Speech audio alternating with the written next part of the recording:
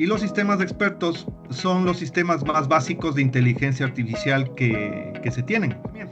En definitiva, mejoramos a partir, claro, de un algoritmo, mejoramos a partir de estándares. Y ya con esa experiencia pudimos entrar a proyectos bastante interesantes, proyectos, yo los llamo proyectos silenciosos, debido a que este tipo de proyectos han sido exitosos y han permitido que la tecnología sea útil aquí en el Ecuador.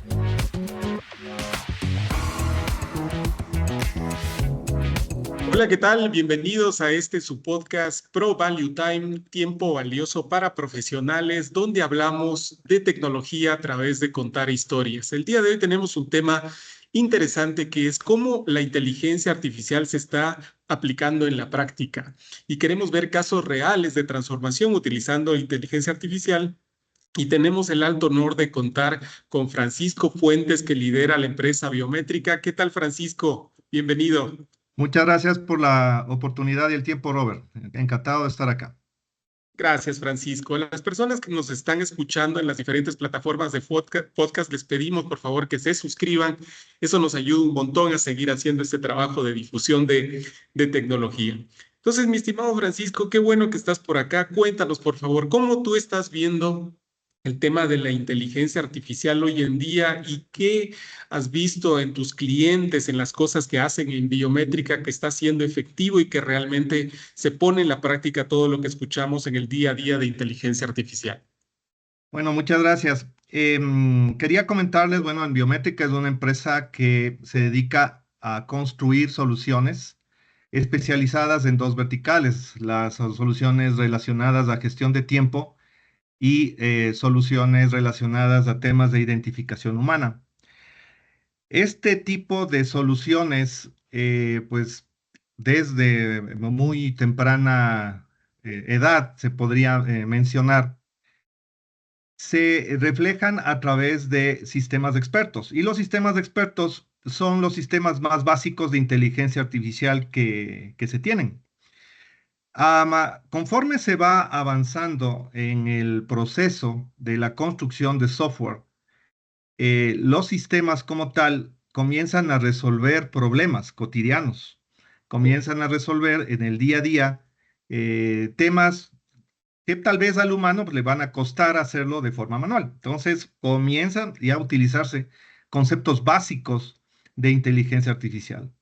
¿Cuáles son las ventajas de este tipo de sistemas? Básicamente es la eficiencia y la disponibilidad, que están 24/7, pero también tienen desafíos. Estamos hablando de flexibilidades limitadas y sobre todo dependencia de los programadores, de expertos programadores, ¿no es cierto? Entonces, en estos 20 años, pues arrancamos con la construcción de sistemas de expertos que solucionan dos verticales, la una que es la gestión de tiempo y la otra que viene a ser el tema de la identificación humana. Empezamos especializándonos sobre todo en la línea de identificación humana, que tuvo un progreso muy significativo, muy correlacionado con los temas de inteligencia artificial. Estamos hablando de reconocimiento de huellas dactilares, reconocimiento de iris y por último los temas de reconocimiento facial. Entonces, en estos tiempos hemos descubierto que los softwares o los sistemas tienen que mejorar continuamente. Es decir, debe haber una mejora continua dentro de los sistemas. Y sobre todo, las experiencias de usuarios obligan que estos sistemas de expertos mejoren continuamente. ¿Sí? Claro. Entonces es donde vamos a encontrar, y vuelvo a repetir, estos desafíos de flexibilidades limitadas y dependencias, y te obligan a que evoluciones interconectándote con otros tipos de inteligencia artificial ya mucho más avanzados, si quieres verlos, como por ejemplo la conexión de sistemas expertos con redes neuronales artificiales. Así es. ¿Sí? ¿Esto qué quiere decir? O sea, ¿qué ventajas nos da al momento de que conectas tú un sistema experto con una red neuronal artificial? Básicamente, tú vas a conseguir un aprendizaje automático y un manejo de datos no lineales y son una caja negra, en definitiva, comparado con el sistema experto. Tú tienes todo el poder sobre el sistema experto y al momento de que tú conectas a estas redes neuronales, pues comienzan a existir este tipo de desafíos, no hablo de desventajas. En Ahí, el tiempo en Francisco, que te estamos, quiero hacer sí, una perdón, pregunta. sí, claro. Te quiero hacer una pregunta. Y antes de hacerte la pregunta, mira, déjame contarte algo bien interesante. Em, este tema de inteligencia artificial, yo diría que para el público en general, de hace unos 2, 3 años para acá, como que se escucha con más intensidad. Pero fíjate que este tema nace en 1950, ¿sí? Así es. Con una propuesta que hace una persona que hoy en día es muy famoso, se llama Alan Turing. Él dice, oye, hagamos un test de Turing. ¿Y este test qué es lo que hace? Fíjate qué interesante.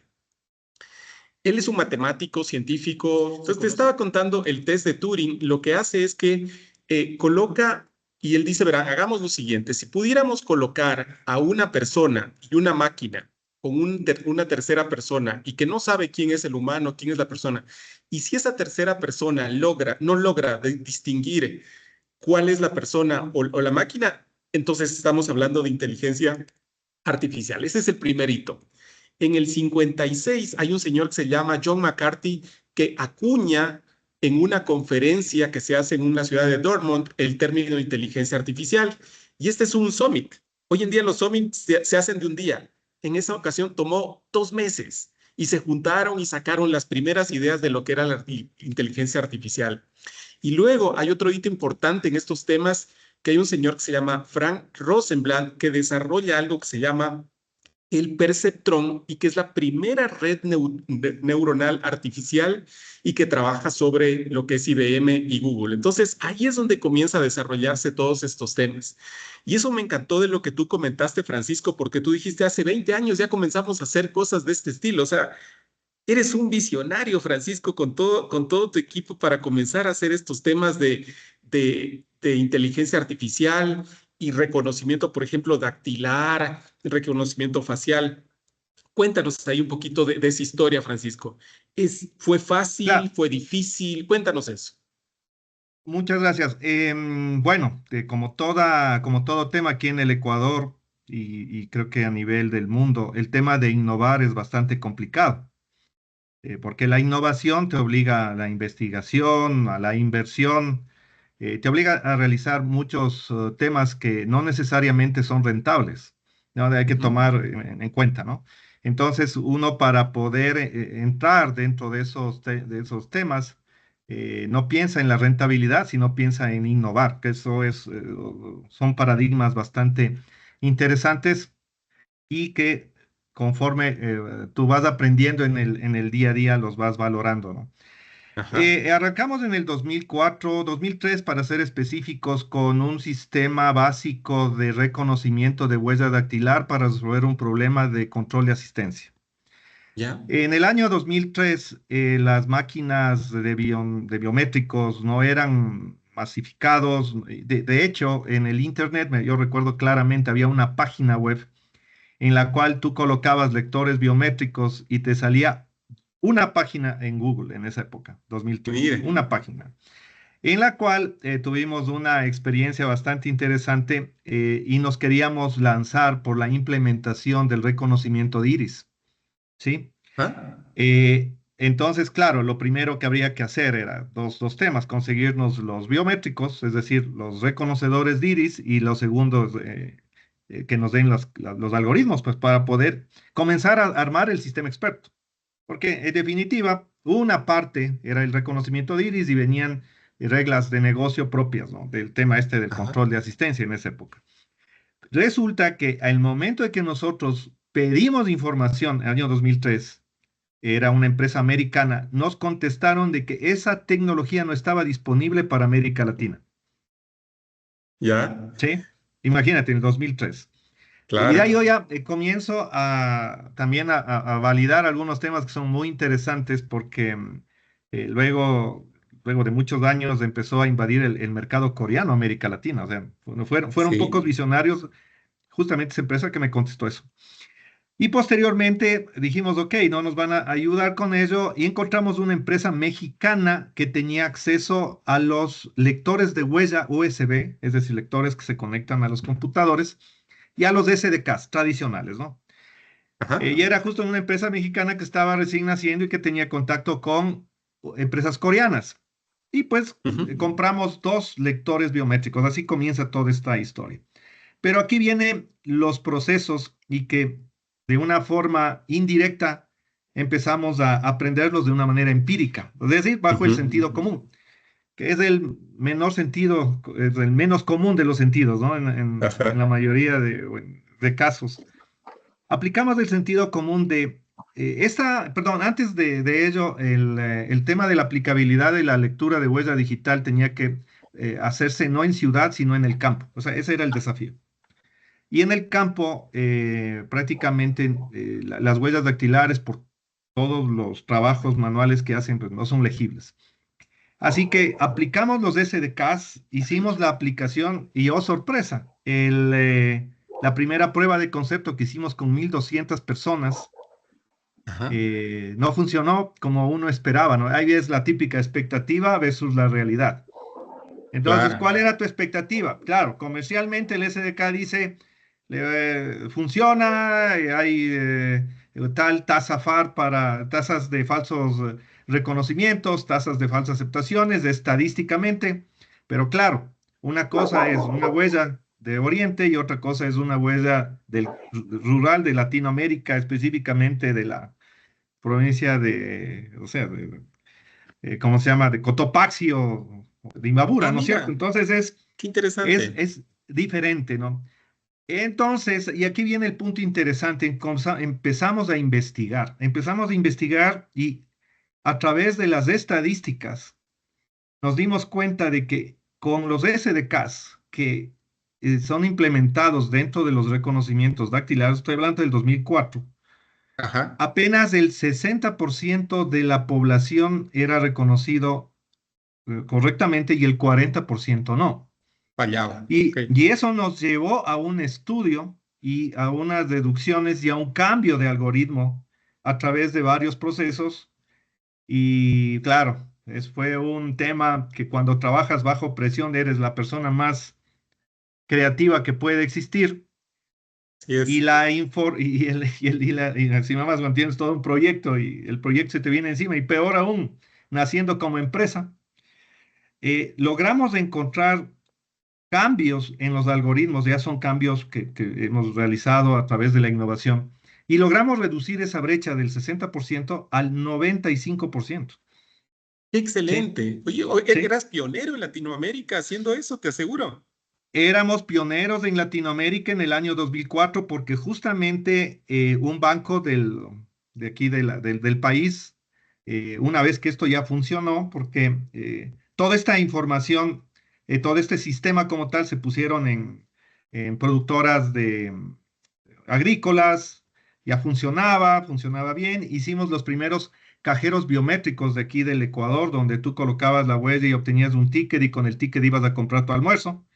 O sea, se hacía transacciones digitales en esa época usando la huella como mecanismo de identificación como tal y pues se implementó en un banco con los conceptos de lista de observados en esa época, ¿no? Oye, Entonces, Francisco, antes de que nos sigas contando sí, esta tan interesante historia, estamos hablando del 2004, ¿no es cierto? 2004, así es, Fíjate, 2004. y ahí te quiero dar otro dato interesante también a ti y a las personas que nos están escuchando. Recién en 1982 hay un señor que se llama Kunihiko Fukushima. Espero no estarme equivocando en el nombre. Él crea algo que se llama una red neuronal convolucional, que le llamó neocognitron. Entonces, ¿qué es este tema de la red convolucional? Tiene tres cositas que me parecen súper interesantes para que la gente entienda cómo funciona este tema de la inteligencia artificial. Primero le mete una capa que a través de tener imágenes como píxeles, comienza a separar lo que es lo que sería un borde, una textura, un patrón. Eso es lo primero que hace. Luego tiene una capa de agrupamiento donde lo que dice, a ver, de toda la imagen que estoy viendo, voy a tratar de identificar cuáles son los puntos que realmente hacen la diferencia para poder identificar si es una cosa u otra. Y la tercera se llama una capa que complementa y conecta los dos anteriores y ahí logra hacer esas identificaciones. Entonces, probablemente ese es el tipo de cosas en las que tú estabas trabajando de manera pionera y muy cerca de cuando estas cosas se descubrieron. Imagínate, hoy en día, pues la tecnología avanza rapidísimo, pero en esa época, pionero. Así que qué bien, Francisco. Síguenos contando, por favor. Bueno, esto aparte nos dio la oportunidad para poder tener la teoría del multipatrón en huella dactilar. ¿Por qué? Porque también descubrimos que con la posición del dedo sobre el lector, ángulos respecto al centro, giros, etcétera, la calidad de las minucias, que así se llaman los datos que se obtienen de la huella dactilar, van mejorando, o sea, las posiciones versus la calidad de minucia son directamente proporcionales, lo cual generaba tasas mínimas para poder hacer el reconocimiento. En definitiva, Ujú. mejoramos a partir, claro, de un algoritmo, mejoramos a partir de estándares, porque ahí encontramos y conocimos las palabras de estándares, ¿no? Usamos estándares que posteriormente es algo interesante. En el año 2010, 2011 sale ISO, saca el estándar ISO IEC, em, que respalda todos los temas y estandariza todos los temas de implementación biométrica, sobre todo en huellas dactilares a nivel mundial. Y Claro. va encontrando todo este tema. Esto nos hizo merecedores, este punto es importante, a que seamos invitados para dar una conferencia y una charla en España, justamente en Huesca, en las personas que se doctoraban de biometría. En España, creo que es uno de los pocos países donde tienen una carrera de biometría informática Ah, y mira. hay un doctorado. Entonces nos invitaron para nosotros dar la charla, justo esta teoría que se había encontrado para huellas dactilares de personas del campo.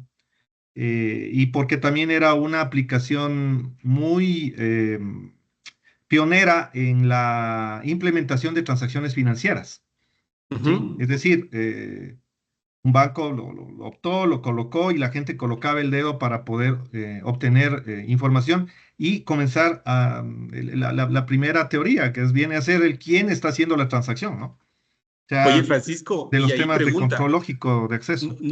no pensaste en ese momento en patentar eso? Porque en realidad, o sea, es un avance significativo.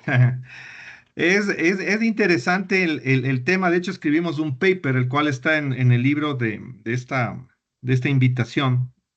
Pues claro, tú solucionas el problema y te concentras en solucionar y es como un desafío, ¿no? Comienzas a buscar más, más, más y más y te evita y te descuidas de los estándares y los estándares es la protección o la patente o el algoritmo o la metodología que se utiliza, te descuidas. Hasta que, claro, empiezas a tener una madurez en el proceso y ya te preocupas de la segunda fase que es importantísima dentro de este proceso, que son los estándares. Es Claro, decir, pues desde cómo construyes un sistema, cómo lo cuidas, hasta cómo lo gestionas, cómo formas del gobierno y cómo lo gestionas, básicamente. claro. Y en el año 2008 que arrancamos con el mismo análisis, pero facial. Hicimos muchos estudios de reconocimiento facial, de la misma Ajá. manera como hicimos el tema de huella digital desde el 2008. Y ya con esa experiencia pudimos entrar a proyectos bastante interesantes, proyectos, yo los llamo proyectos silenciosos, debido a que este tipo de proyectos pues, han sido exitosos y han permitido que la tecnología sea útil aquí en el Ecuador. Oye, Francisco, Ah, y sí, perdón, ahí en esa época cuando hiciste el salto a esta tecnología de reconocimiento facial, ¿qué utilizabas? Me refiero a tecnología. sí, utilizábamos algoritmos que empresas rusas ponían en el Internet, ¿sí? Para poderlos compilar, para poderlos analizar y para poderlos probar, porque habían dos líneas. Una línea que eran las empresas multinacionales que utilizaban algoritmos de reconocimiento facial, es decir, redes neuronales artificiales con aprendizaje y todo ese tema, pero eran cajas negras muy celosas y además era imposible llegar a esas empresas, ¿no? Porque simplemente Claro, como en el 2004 no te hacían caso. Pero claro. se abrieron mucho algoritmos rusos, coreanos, más rusos, específicamente de la parte de Lituania, en donde abren el concepto de integración con componentes faciales. Ujú. Sí, y te daban lo básico, que es la verificación facial, es decir, que pones tu cara, se compara con la almacenada, te dice sí o no, Es ¿ya? eso no la persona. Ajá.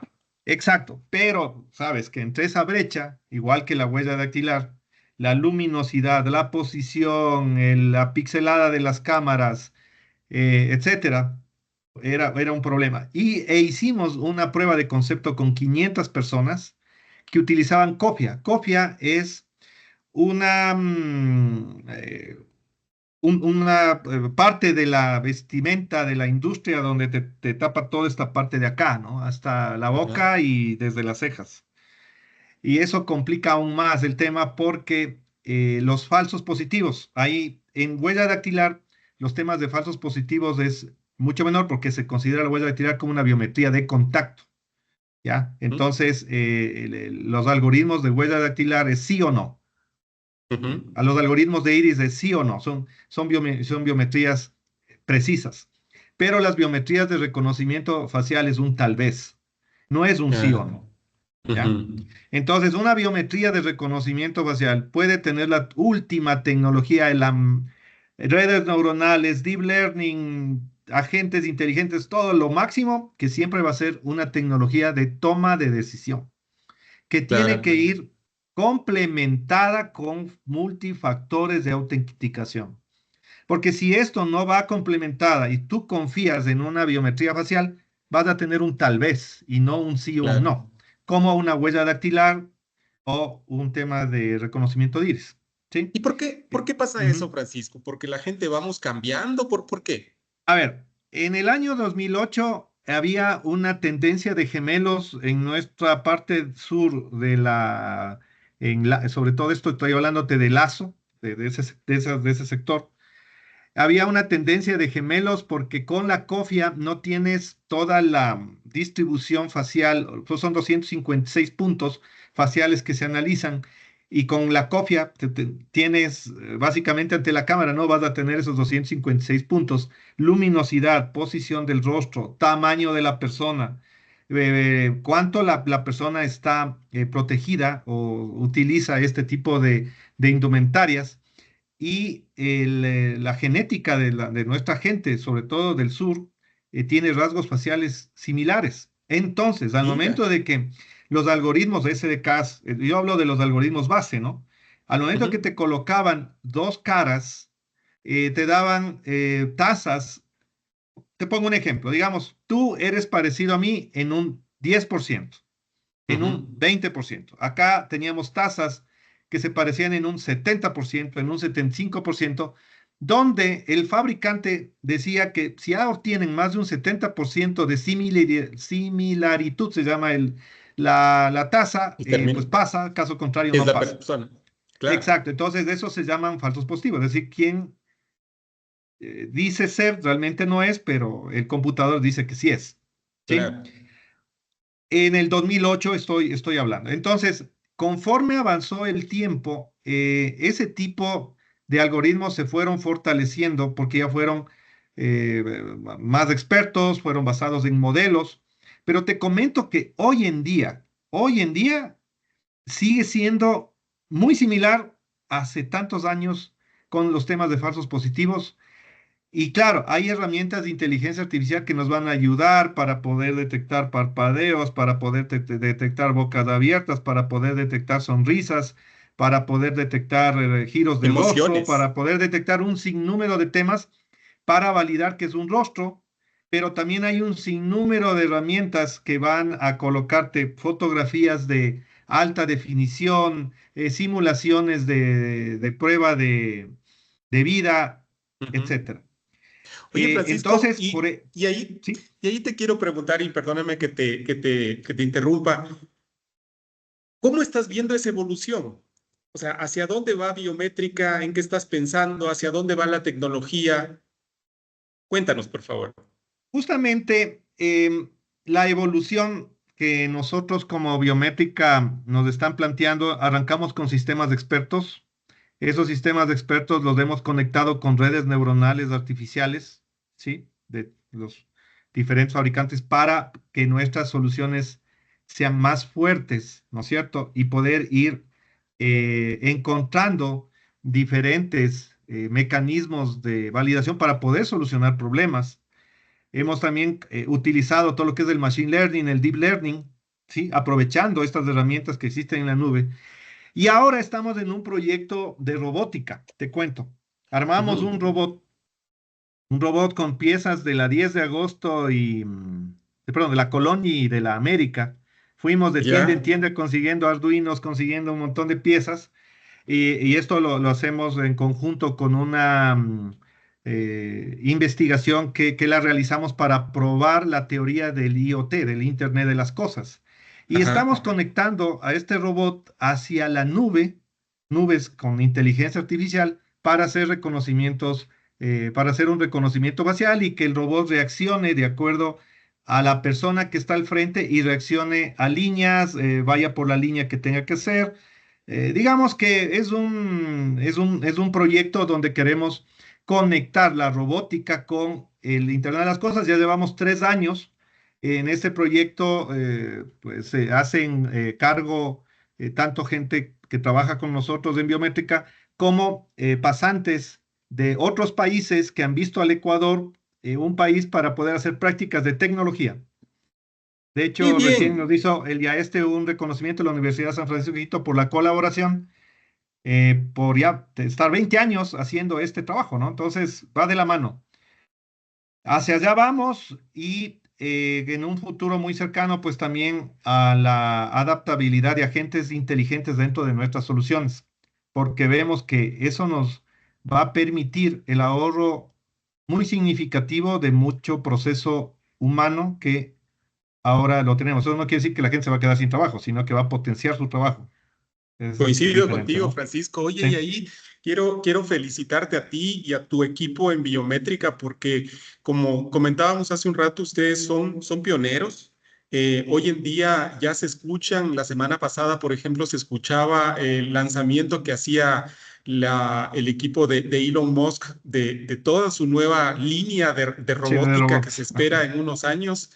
Qué Ujú. bueno que estás haciendo esto en Latinoamérica, qué bueno que están saliendo cosas tan chéveres en Ecuador. Entonces, ya para cerrar, Francisco, una última pregunta y reflexión que te quiero pedir. Si quisieras tú recomendar a las personas que nos escuchan en este podcast y que lo van a ver después, algún consejo que les puedas dar, ¿cuál podría ser ese consejo que les puedas dar a las personas? Bueno, primero, el consejo que les doy, pues, a la parte, a empresas de técnicas aquí en este país, sobre todo, es que busquen una certificación. ¿Por qué es importante la certificación? ¿Por qué es importante comprender el tema de estándares? Es muy importante porque es la única forma de poder garantizar una continuidad de negocio, de poder garantizar una adecuada gestión de riesgos y poder también básicamente estar tranquilos, ¿no? Y no depender de cajas negras que en definitiva, si tú no tienes un buen gobierno, si tú no tienes una buena gestión, al momento de que tú te conectas a cualquier caja negra sin realizar los respectivos análisis y sin tener estos criterios, pues simplemente tu negocio tiene muchos riesgos y puede desaparecer del mercado. Entonces, a Ujú. los emprendedores, arranquen con los temas de gestión y de certificación. Y con esto, pues termino. Básicamente, imagínate, ya tenemos la ISO IEC 42001, que es la norma reconocida en todo el mundo, la cual va a proporcionar directrices para la administración y la gestión de la tecnología de la inteligencia artificial. Es decir, Claro. esto está avanzando a pasos agigantados y la única cosa que nos va a permitir ir conociendo e ir cuidándonos, sobre todo, cuidar el negocio, cuidar los emprendimientos, son las certificaciones. Y te complemento, Francisco, y estoy de acuerdo contigo. Yo creo que las certificaciones también es lo que permite que cuando una organización del exterior tenga que evaluar entre 3 empresas, a la que va a escoger es a la que tiene la certificación, porque le da la certeza de que pasó un proceso y va a poder ayudarle de la mejor manera. Es como para las personas el inglés. Quien Así sabe es. inglés tiene abiertas las puertas del mundo, y ese creo que es un excelente consejo para que nos certifiquemos y podamos potenciar el buen trabajo que se hace en Latinoamérica para el mundo. Gracias, Listo, Robert. Francisco. Muchas Qué gracias por lindo el espacio. espacio. Muchas gracias. Estamos conversando y hasta una próxima. Que te les vaya muy bien y muchos saludos a todos y gracias por escucharnos. Gracias.